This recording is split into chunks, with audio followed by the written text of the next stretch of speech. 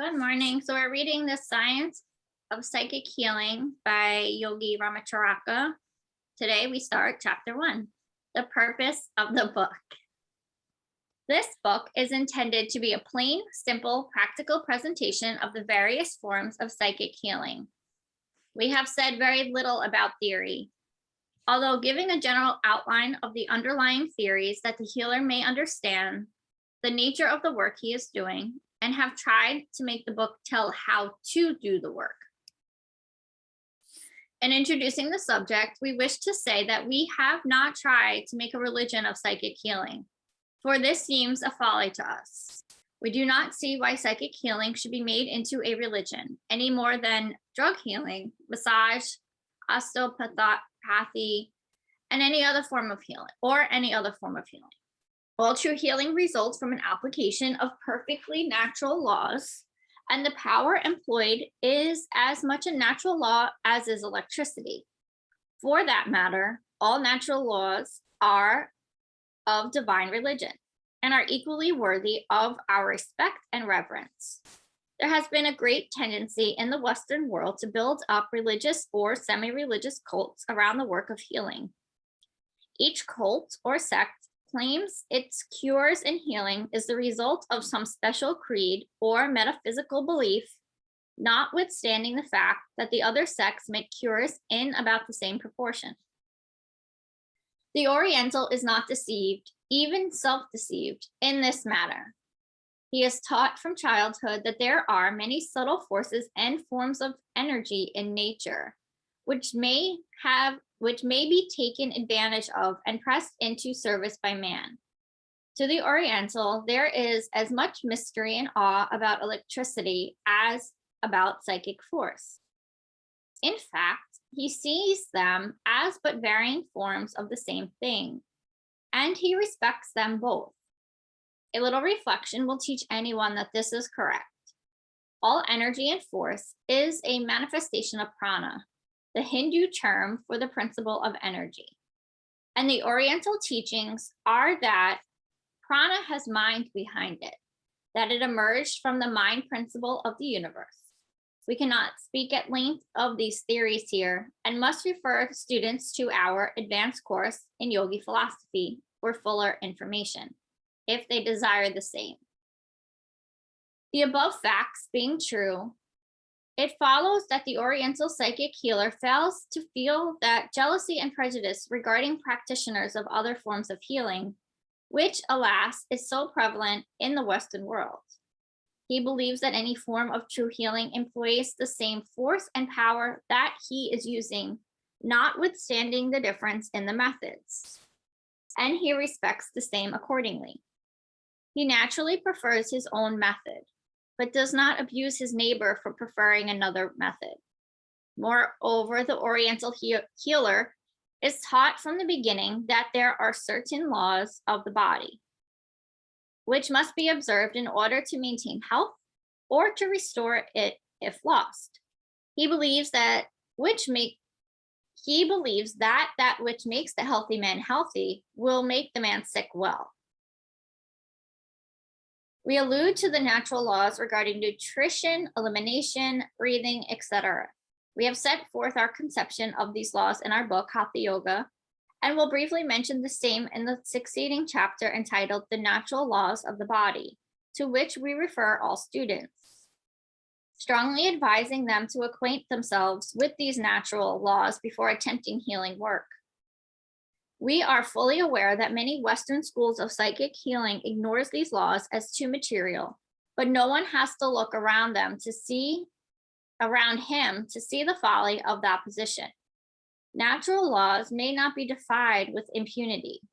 We believe that if people would follow the teachings of Hatha Yoga, there would be no need for healing of any sort, for all this would maintain health. But people will not do this, and therefore healing methods are necessary. We believe that psychic healing is the best and highest form of healing known to man. But even psychic healing will not and cannot affect a permanent cure unless the patient will change his or her habits of living and will endeavor to live in accordance with nature's laws. So therefore, again and again, do we urge the healer to acquaint his patient with these natural laws of the body, Hatha Yoga, and while giving the healing treatments, he should endeavor to work in advice and instruction regarding the natural laws of the body, so that when the patient is healed, he will live in such a manner as to promote health and to hold the ground he has gained and not slip back again. We believe that these two books, companion books, Hatha Yoga and Psychic Healing, will give one the key to health. This book is not intended as a treatise upon disease. On the contrary, it says as little as possible about disease and prefers to keep before the eye of the student the healthy condition and the means of bringing it about. Therefore, you will see but little of symptoms in this book. Symptoms are but various indications of a cause behind them, and we believe that there is only one general cause for disease, and that is improper functioning of the cells. In other words, we believe that all disease is but cell disease, and we believe that the general treatments given in connection with the principles laid down in Hatha Yoga will remove the cause of the trouble, and the symptoms will disappear. We will not take up your attention with praise of the symptoms of healing taught in this book. We believe that the proof of the pudding lies in the eating, and we say to you, try it. Have confidence in yourself and in your healing power. It is your divine heritage and is not a gift bestowed upon but a few. It is a general gift and natural power that may be developed by practice and confidence, and instead of decreasing by use, it grows in proportion to its use.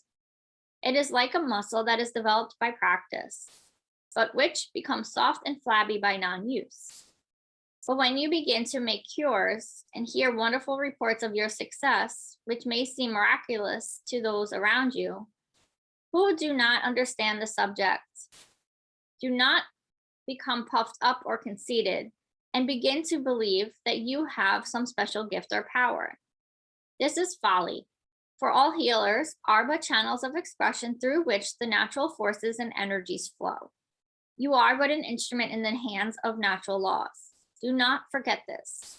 This thought may be turned into a source of strength if you will look at the other side of the proposition and remember that you have the forces of the universe back of you. You have the forces of the universe back of you. We advise the student to carefully study and acquaint himself with all of the methods taught in this book.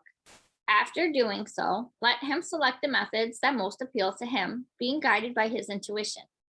Let him, if he is so led, take a little from one system and a little from another, and combine them into a system of his own. Let him take his own wherever he finds it. Do not deem it necessary to tie yourself to any one system or to wear the label or tag of any one school. Beware of labels and tags on the mind. Be yourself.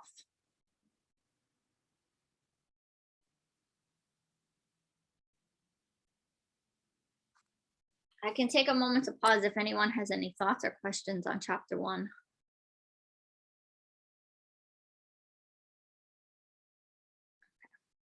Chapter 2, natural laws of the body.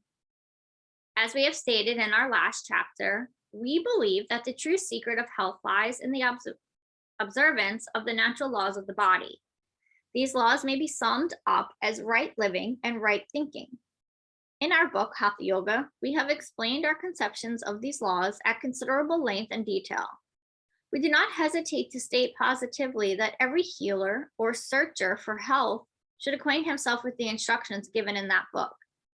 Without any understanding of these fundamental laws, any and all forms of healing are but temporary makeshifts, and the patient, if he pursues the former improper modes of living and thinking, will relapse into his old condition when the treatments are discontinued.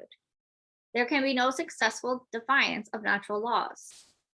In this chapter, we will run briefly over the principal laws described in Hatha Yoga for the benefit of those readers who have not acquainted themselves with the contents of that book. But this chapter cannot begin to give the Hatha Yoga instruction fully, for that fills a good-sized book of itself. In the first place, there can be no health without proper nutrition, and there can be no proper nutrition without proper assimilation. This being granted, it may be seen that one of the first things for a healer to do is to reestablish normal conditions in this respect and build up proper assimilation. This is why we have urged the healer to begin all treatments for all kinds of complaints with a treatment for this of the stomach to restore normal conditions there. The stomach should be treated first, last, and always, for there lies the secret of the first step toward recovery. In fact, the majority of diseases may be traced directly to the stomach and to imperfect nutrition and assimilation. A man can no more thrive on non-nutritionist food or food imperfectly assimilated than can a tree or plant or animal. Imperfect nutrition causes the blood to become poor and weak, and consequently every cell in the body becomes weakened and starved, and even the brain cells suffer with the rest and are unable to send the proper currents of vital force and energy to the other parts of the body. Always begin treatments by treating the stomach thoroughly by whatever method you use. Insist that it take care of the food given it, and that it assimilates the food and converts it into good, rich, nourishing blood, which will flow to all parts of the body, giving health and strength. And insist upon your patient partaking of nourishing food in sufficient quantities. One of the best ways to get full nourishment of the food partaken of is by perfect mastication. Food perfectly masticated gives the full amount of nourishment contained within it, which food half chewed and bolted wastes the greater part of its nourishment. We urge the importance of this matter upon the healer. We have seen cases of ill-nourished people restored to health in a very short time, merely from the change in the matter of masticating the food. All food should be chewed until it becomes soft, pulpy, and pasty. The second important point is the irrigation of the body. As we have called it in Hatha Yoga, we mean the proper use of water. The physical system requires a certain amount of fluids daily in order to do its work properly. About 2 quarts of fluid in 24 hours is the normal amount for an adult. Without the proper amount of water, the body is unable to do its work properly and the system suffers. Perfect secretion and excretion requires the normal amount of fluids. Otherwise, the secreting glands are unable to manufacture the juices and fluids needed in digestion, absorption, and assimilation. And the excreting glands are unable to provide for the excretion or throwing out of the waste products of the system through the kidneys and bowels. The liver is unable to act without sufficient fluids, and the other organs likewise suffer. The third requisite for health is correct breathing. When you realize that unless correct breathing is performed by the patient, the blood is imperfectly oxygenated and is therefore unable to perform its functions, you will begin to see why a person breathing improperly is unable to have health. Practice deep breathing yourself until you understand it perfectly, and then instruct your patient in the art. Our little book, The Science of Breath, gives full and complete direction for correct breathing. We advise you to acquaint yourself with its contents. Exercise, bathing, etc. are important to be observed. The healer should inform the patient as to this fact. Sleep is a needed something that nature insists upon. Without a sufficient degree of rest, the brain becomes overworked and complications set in. In short, the patient should be instructed to become a normal, sane, natural being. Stick as closely as possible to nature, and she will do the rest. The natural laws are designed for the furtherance of health, and if not interfered with, will produce and maintain normal conditions. The trouble with us is that modern civilization has drawn us so far away from nature that our natural impulses and tendencies have been smothered and stifled, and we have ceased to listen to nature's voice until she has become disheartened and has ceased to call us. The only sane plan is to get back to nature, as near to her as possible, live as natural a life as possible, and you will have the reward that nature bestows upon those who are true to her. Our book, Hatha Yoga, is the yogi conception of the natural life. Natural life is taught on every page. It holds that there is great intelligence permeating all life, and that every natural law is divine law and should be regarded and observed. We urge upon every healer the duty and privilege that is his to educate and inform the patients to whose aid he is called in these laws of right living and right thinking. This particular book is not designed to repeat the instruction contained in Hatha Yoga, but instead is designed to supplement it to the end that those who have violated nature's laws and who are suffering therefrom may be speedily brought back to normal conditions, the conditions of health, and again started on the road of life. The healer should be more than a healer. He should be an instructor and educator of the people. In this way, he makes his calling a divine and sacred one, instead of that of a mere tinkerer of your bodies. Keep this ideal ever before you, and your work will be one of the greatest pleasure as well as the greatest success. Remember the brotherhood of man and realize that your work in the world is to spread the glad tidings of health and strength, and to lead your brothers back to Mother Nature, from whose bosom they have strayed. All right, we'll pause here.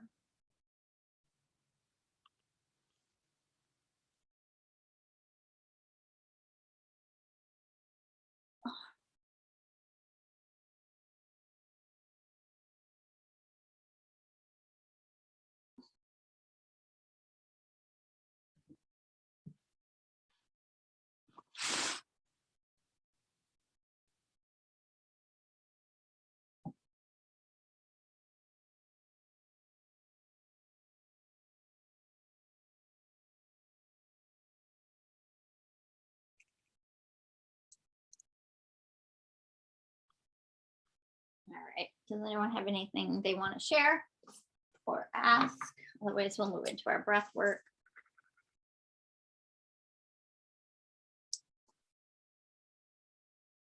Okay.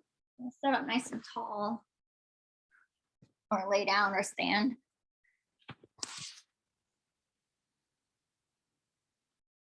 Oh, I just had my thought. I had a thought while I was reading and it just went away, but it just came back because I'm reading a Kristen Hanna book called The Great Alone, and it's a fiction book, but it's based in Alaska. And the way they describe the 16 hours of daylight and the 16 hours of night in the winter, the little girl in the book is like 13, 14, and it is just, it's making me like crazy reading it. I couldn't even imagine. I'm like thinking about that, trying to sync to the nature when you have like nighttime from like, you have like 3 hours of daylight in the winter. That's crazy. It drives me crazy. And she's like, it's like midnight and she's trying to sleep and it's like just like bright light everywhere. Oh my gosh. I mean, I know they say like if you can make it in New York, you can make it anywhere, but I don't know if you could make it in Atlanta. Because like they're living in such a remote part of Alaska and they spend their whole year preparing for winter. That's just their mission. They have to care for the animals and get enough meat and whatever, I guess milk and cheese, whatever they're getting from the animals. And they have to build all these extra parts of their shacks. I mean, they live in shacks. They have an outhouse. I mean, this book was written, it's not supposed to be current, like it's supposed to be, I think, in the 70s or something, but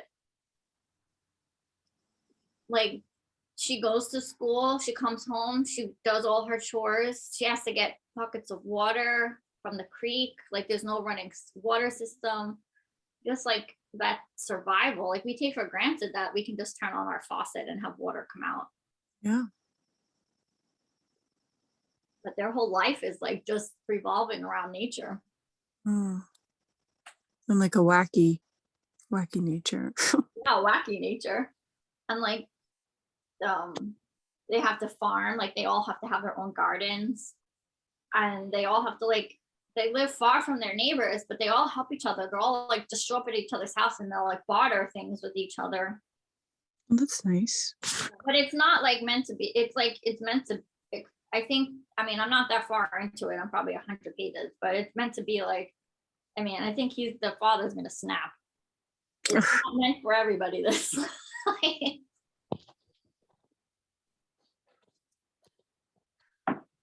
You just need some good blackout shades. Yeah, for sure. Yeah, I think blackout shades are nice. I used to be able to fall asleep anywhere, like whatever, and then you sleep with blackout shades, and it's like, oh, this is really nice. That's exactly what I was thinking. I'm like, blackout shades all the way. Especially during those full moons. And that's the other thing, like their night, she said, that's the other thing she said, like when we have night here, it's dark. But when they have night there, it's so much moon and so much stars that the sky, she's like, it never even turns black. It's always like this deep violet blue. It's like even at night, there's some light.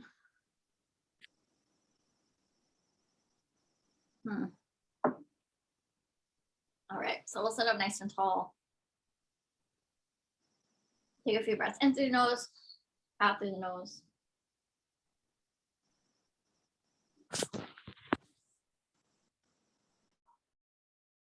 We'll take our right hand over to our face and take some alternate nostril breathing, closing the right nostril with the thumb. Inhale through the left. Close left, exhale right. Inhale right. Close right, exhale left. Inhale left. Close left, exhale right. Inhale right. Close right, exhale left. Inhale left. Close left, exhale right. Inhale right. Close right, exhale left. Inhale left. Close left, exhale right. Inhale right. Close right, exhale left. Few more rounds on your own breath.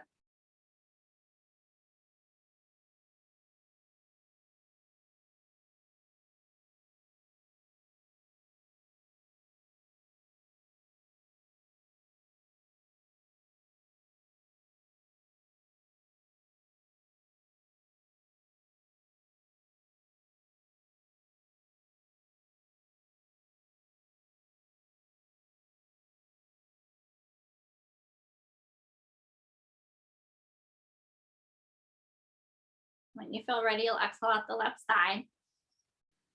We'll do 3 rounds of bellows breath if that feels good for you this morning. And if you haven't eaten and if you have food in your stomach, it might not feel great. So a bellows breath, we're going to take a full inhale and a full exhale. And we'll inhale halfway and we'll pump the belly. We'll do about 30 pumps and we'll completely exhale. We'll take a full inhale and engage the locks for a breath or so, and then we will start over and I'll guide us through it. So take a full inhale, complete exhale, inhale halfway, and pump the belly.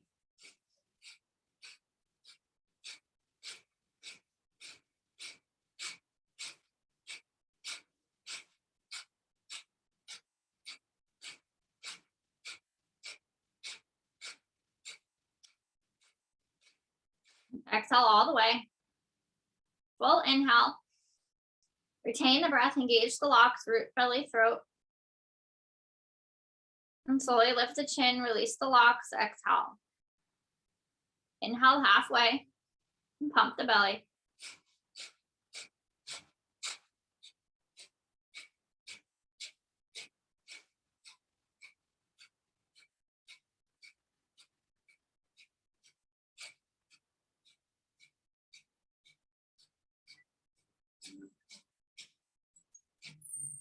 Full exhale. Full inhale. Retain the breath, engage the locks. And slowly lift the chin, release the locks, release the breath. Inhale halfway, pump the belly.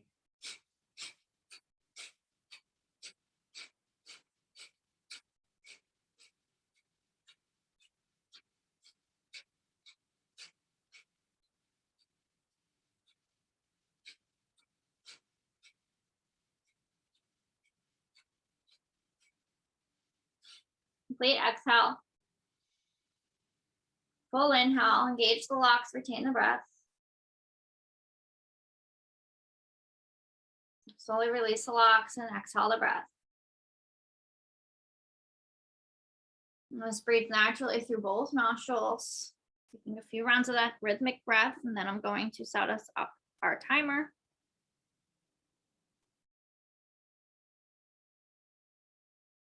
You can join us when you are ready.